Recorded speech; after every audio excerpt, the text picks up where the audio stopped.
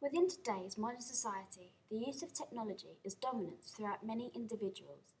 This clearly links in with technical convergence due to the audience being able to access internet through a range of different devices, including a smartphone, laptop, or tablet, and also the audience participating and creating their own media.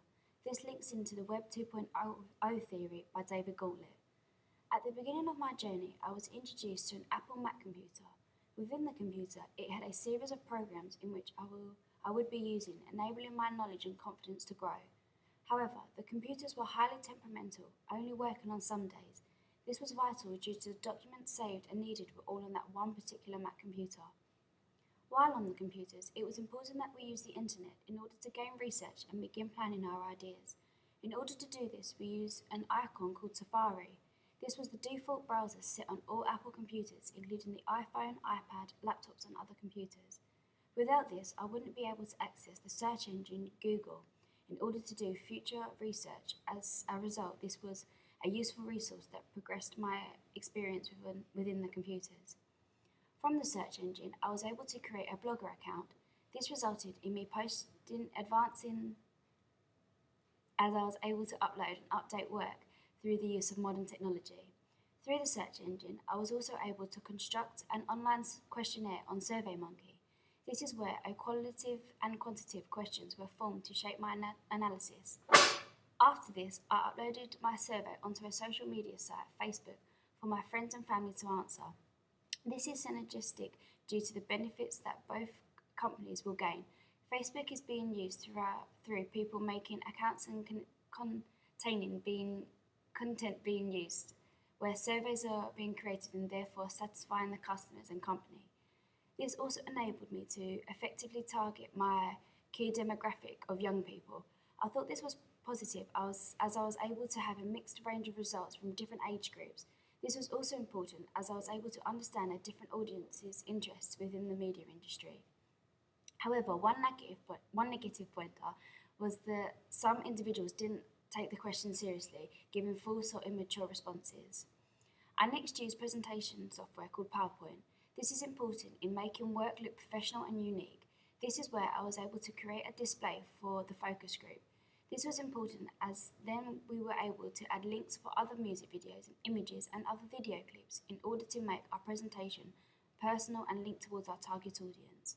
When the group had finished, we had then used ScribeD, which was a presentation converter that allows a student to upload the PowerPoint onto your blog. However, the site we also used was challenging due to when converting, the placement of text and images would move, overlapping other vital information. When it came to performing the focus group, we filmed the audience responses on photo booth. This was important due to the audience being clearly denoted within the footage. This is where an active audience can denote their answer and relate to what was being said, and the reception theory, where producers have encoded a message that has been denoted to the audience.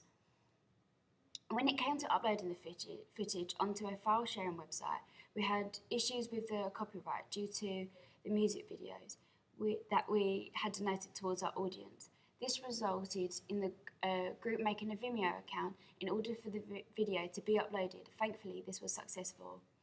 In order to film our final production, we used the Canon 600D. Initially, I fell in love with the camera due to the flip-out screen, allowing a student to focus better with shots instead of looking through the eyepiece. This was an important part of the filming, so that shots were in focus, crisp and sharp, reflecting the level of professionalism. This worked well through performance shots in order to clearly denote the central artist, as with the camera having 18 megapixels, this helped to connect with the utopian ideology within the music video due to the audience denoting the bright colours that were being drawn in from the sun and other light resources. However, one thing I didn't like about the Canon 600D was the level of toughness that the 8 to 22mm lens had. This created a shaky shot when trying to zoom in and out, almost as though the camera had got stuck. This resulted in the group having to manually walk back and forwards in order to zoom in and out. There was a slight issue with keeping a steady hand, however. By using the steady arm, this helped to focus and control the movement. In order to edit the footage, we used the Final Cut Pro. This was important due to the level of professionalism and editing software gave in order to enhance our colour and by adding transitions. I enjoyed editing on the software due to the basic and easy element it had in order to cut, crop and even split film clips to fit within the music video.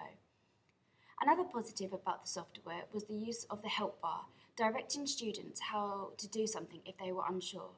After we had finished editing the music video, we then linked to David Gauntlet's Web 2.0 theory due to the group uploading the music video onto YouTube.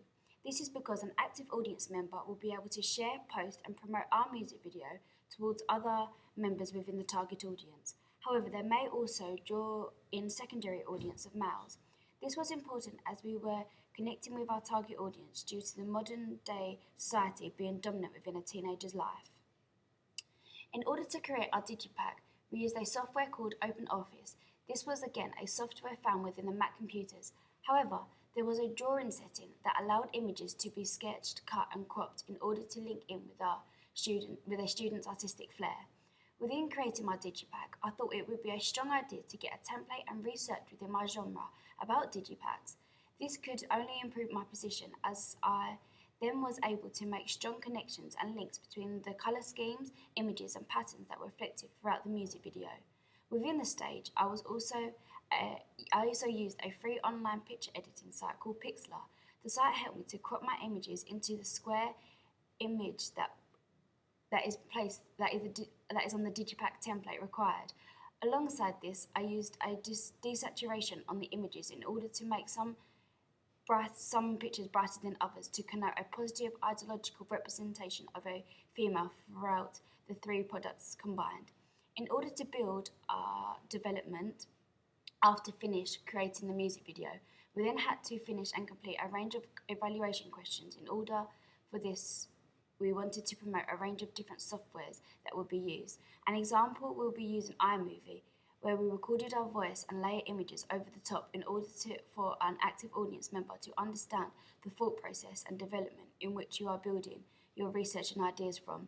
This is important as you're also demonstrating the skills needed in order to record and use different softwares within the media industry.